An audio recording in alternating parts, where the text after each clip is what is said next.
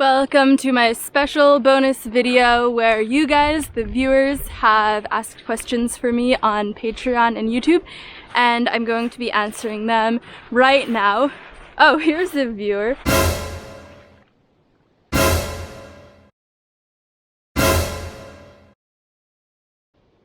Oh well, on to the questions.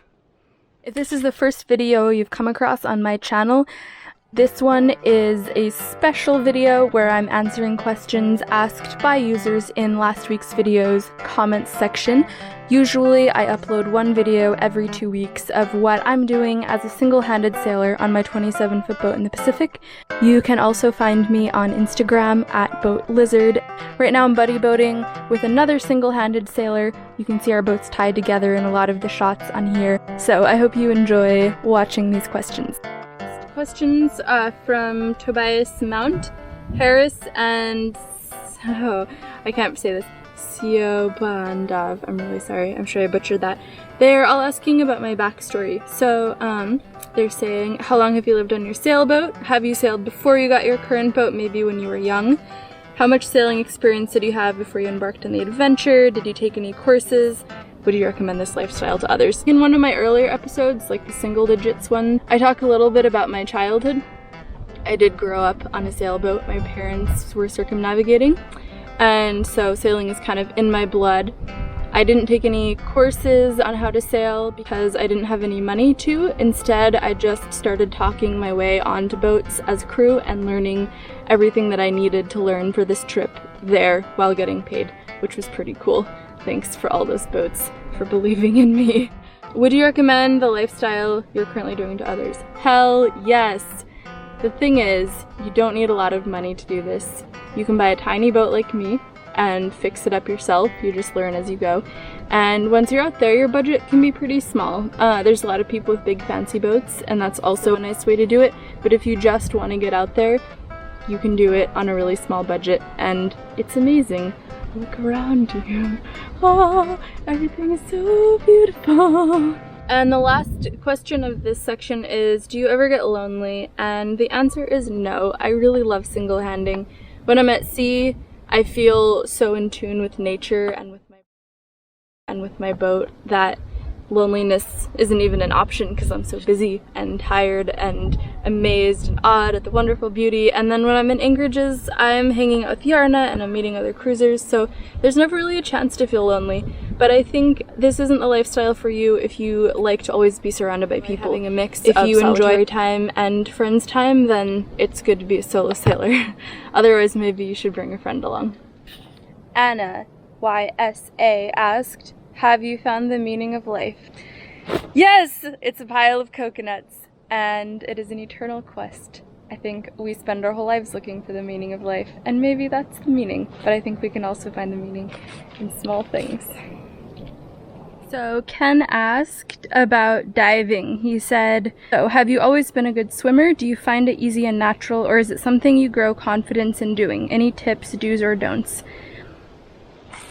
For me, I grew up on a sailboat, so I grew up swimming every single day of my life. It's somewhere I feel very, very comfortable is in the water. I would say with swimming, just start by getting in the swimming pool. You know there's no scary creepy crawlies that are gonna get you out of there. And then buy a snorkel, mask, and fins, and just stay on the surface of the water and spend some time getting used to the feeling of being in the water and look down at things that are below you. And then start to do little dives. Don't push yourself, just see how long you can hold your breath, even if you're just floating at the surface, and then slowly work your way towards getting deeper and deeper. It's not gonna happen all at once. It's just something that you have to kind of relax yourself into. I hope that helps. Gunnar Krutz says, given that you spent parts of your childhood in the Arctic, how much of Norwegian, Icelandic, or other languages did you learn, and how much of them do you still remember? So I learned Norwegian when we lived in Norway, but we left when I was 9, so I don't really remember most of it, but I think that if I went back, it's probably still in my brain somewhere. Brown asked kind of a storybook wizard question. That's taken me the most time to think of the answer of all the other questions combined. It's not true. Cues. 3 things you wish you had but don't. 3 things you have and can't do without. and 3 things you could have or left behind. Alright, here we go. 3 things I wish I had. 1, a tiny furry pet, like a little cat or a little dog, a spinnaker, and gold-plated anchor chains so that when I rock up to an anchorage, everyone knows how fly I am. 3 things I couldn't do without: my dinghy, my sunshade, and Google Translate, because I'm always in countries where I don't speak the language. And 3 things that I left behind: my cod belly white winter skin, my friends and family, which is sad, but it's part of the lifestyle, and my sense of cleanliness. When you're a sailor, that goes out the window.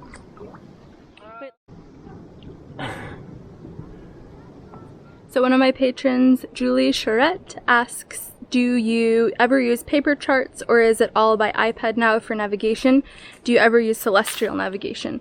So I do have paper charts on my boat, but they're only there for emergency. I used to work on traditionally rigged schooners, and we only navigated using paper charts, which was super fun, but it's so much easier and safer, especially for a single-hander, to navigate using an iPad. So that's what I use. I think pretty much modern sailors are only using electronic charts. I speak for maybe 95% of us. My last Patreon question is from, you should say this name. Jan Daniel Toussaint Raven. Toussaint. Yeah. And these are a series of questions, so also Doug Varble, David Crabtree, and Mia Tum are all asking questions about Yarna and what he is doing looks like. So I'm going to have him answer these questions for you guys. Hi, my name is Yarna, or Yarna.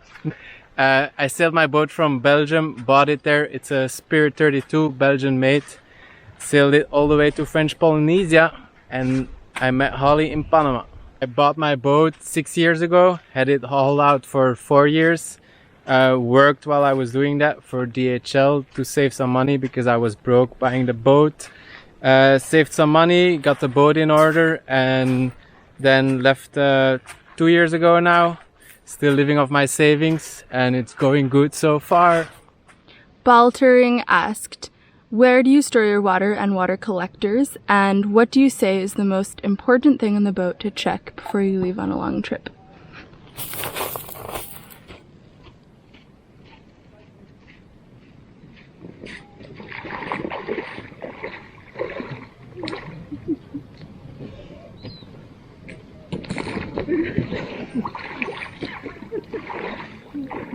So now we're catching water on my boat on the sunshade, reverse sunshade. And I'd say the most important thing to check before you leave is that your hatches are closed. Hashtag experiences. Yes, and no salt water in the bilge. Yeah. Sefander Knots asked, did you see much trash floating around? And if so, which is the worst place? I think I always see trash in the ocean, even around here. There's plastic bottles usually. And on the beach, even inside the atolls, we had friends who picked up a bag of trash on a beach walk. Every day. Yeah, on the same beach. And then I think the worst was probably the Atlantic Ocean when I sailed from North Carolina to Puerto Rico. There was a lot of trash. Don't throw your trash in the ocean. Christine DeBruce, Martin Oley, and Oliver Burnett ask a little bit about maintenance of my boat. I have to replace my foredeck hatch because it leaks really badly. I actually have to permanently caulk it in when I do bigger passages. My cockpit drain system is a little funky. It's 2 drains that tee together and drain out into the space between the back of my boat and the front of my rudder. I have a transom hung rudder, and I have no way of cleaning out the through hull. It gets all gunked up. So I'm going to put in 2 separate through hulls that are both more accessible for cleaning. I need to waterproof my companionway, build new weatherboards for it because mine are a little shrunken and old. And I also have to take down my bottom paint to gel coat and paint it up again. And those are just the big things. So Paul Grunwald asks, do you ever have to deal with rats on board and take any precautionary measures?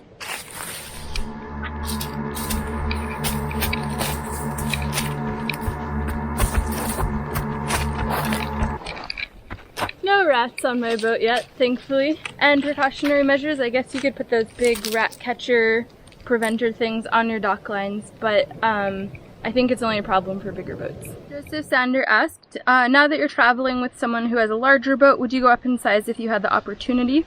And would you be comfy with 2 people on your boat? That's a great question. I think for me, I like my boat a lot. Yarna has problems because he's too tall for my boat and has to constantly stoop. So I guess it depends. I think 2 me-sized people or slightly shorter than Yarna-sized people could very happily live on my boat if you're okay living in close quarters. Most people go for a bigger boat because they like a little more space. So it's totally up to you. I think if you're 2 people, I'd recommend getting something Yarna's boat size, which is 32 or larger. But if you want to be in the small boat club, 32 to 36 is really perfect size. I don't think you need anything more than that. Rolling. So love work X as the 4-part question. First question is, dear Holly, how many spare materials did you bring with you? Spare materials, too much of some stuff and not enough of other stuff. I think on a boat you can try to predict what you're gonna need, but in the end you always need stuff that you don't have. You could bring spares for everything, but I guess the most important spares I've brought are a rebuild kit for my wind vane, rebuild kits for a couple pumps, and then just odds and ends as far as screws, bolts, nuts, little hardware stuff. Second question, which sails did you bring with you and do you miss any? I have 3 head sails, a large one, a working jib, and a storm jib. I wish that I had brought light wind sails, like a spinnaker, a gennaker, or something, but I didn't. And I have many light wind days here with no light wind sails. Third one, how do you get your weather information? So I have a Garmin InReach. I think it's $30 a month, I can't remember. And I can get weather texts for specific GPS locations. And it's not great, but you can also have someone at home sending you texts about more detailed weather information. And when I have a cell connection, I use Windy for wind. And fourth one, what are your top 5 tips for circumnavigating on a grind? Top 5 tips for specifically cruising a grind. I would say check your anchor chain locker. I had a lot of trouble with mine completely filling with water and leaking through my entire boat. I had to seal it off and add a bilge pump. Check the foredeck hatch. Mine leaks like a sieve. Learn how to crank start your book if that's what your boat still has. It's a really cool thing to be able to do, and it saved me many times now when my starter motor broke and when my batteries were dead. I added water tankage to my boat because it didn't have enough for being at sea for long periods of time. Oh, yeah. And lastly, get a sweet grind burgie from the Danske Grind Club. Don Dennis asks, when do you think you will sail back into Round Pond? I think in my heart I won't fully see my circumnavigation as being done until I come back to Round Pond. So the short answer is I don't know how long this is going to take, but it's definitely going to be the last stop of this trip, whenever that may happen. No less than 3 years. No more than 20 years, probably. Abby Be Good asks, question, are you happy with the length of chain you have?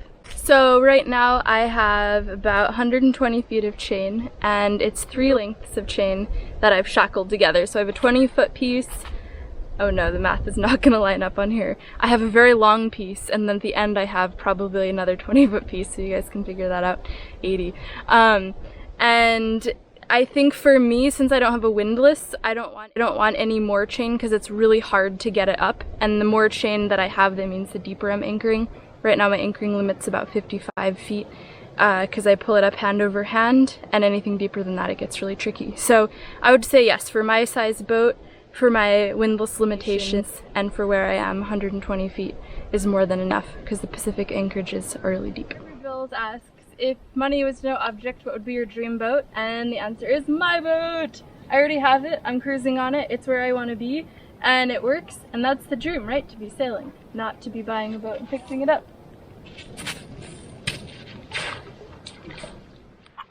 Alright, Mark Johnson, Ben Beatty, Crazy JZ01, and Mark Harris all had similar questions about my journey. So they ask me about what my next destination is, how much time do I plan to take to circumnavigate, a brief overview of my journey, and given the state of things on board my boat, how far can I go? So my ultimate plan is to just live on my boat and sail around and see new places. Logically, if I continue to see new places in a westerly direction, I'll eventually end up circumnavigating.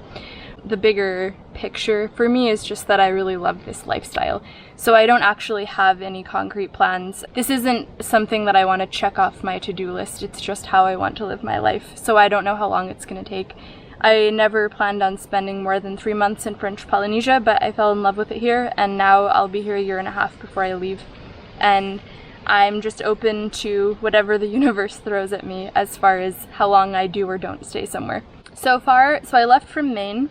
I sailed down the coast to North Carolina in 2019, left my boat for the winter and did my last working adventure to get some money, and then sailed from North Carolina down to Puerto Rico, through the Caribbean, through the Panama Canal, and then over here to French Polynesia. So that's kind of what I've done so far. All of it has been solo. Given the state of things on board, before I hit the Indian Ocean, I need to do a haul out in New Zealand and do some big repairs and changes to my boat. But otherwise, I can sail pretty much anywhere with what I have. Martinoli asks if I could buy one thing for my boat that I do not yet have and money is no issue, what would it be? I think I would say a radar. And Oliver Burnett says, now that I've sailed a bunch, what would I have done differently on my boat? When it was hauled out, I didn't pay any attention to anything to do with the engine because I didn't know anything about engines. But I now have I need to replace my cutlass bearing and my stuffing box, and my propeller's too small, so I motor really slowly, and I have a constant leak in my bilge from the stuffing box.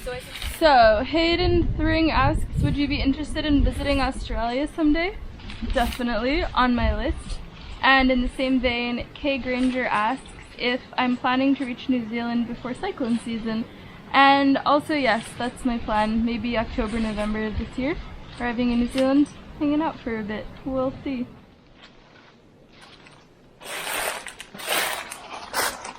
So I have two questions that are similar from Nick Nolt and Captain Seven Seas. They're asking about money, not how I make it, but how I get it out on these small islands. Are there ATMs? Can you get cash out of your bank account? Do you have to sort of get a lot on one place and then use it in other places? And how do you obtain local currency? There are ATMs on some islands and atolls, but not others. So the way I get local currency is to just go to the ATM and take out money, and then I have local currency. I don't exchange any. So it's important to research beforehand and know how much cash you need depending where you're going, because you're not always going to be able to get an ATM. In fact, usually you aren't. Most of these islands only deal in cash. Some of them don't even have a bank or an ATM, so I'm not. Chris Pierce asks, what medical supplies do you carry? What specific emergencies do you plan for in the open ocean?